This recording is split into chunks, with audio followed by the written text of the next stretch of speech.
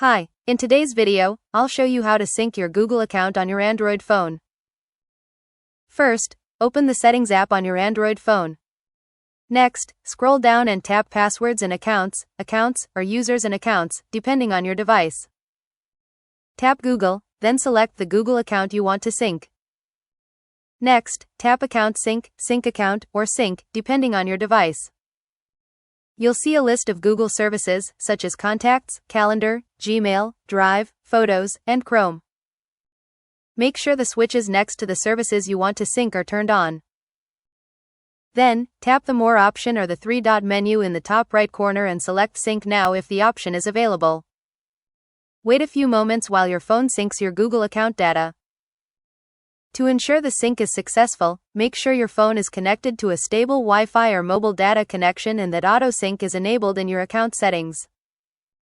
Once the sync is complete, your latest emails, contacts, calendar events, photos, and other supported data will be updated across your Google account on all your signed-in devices.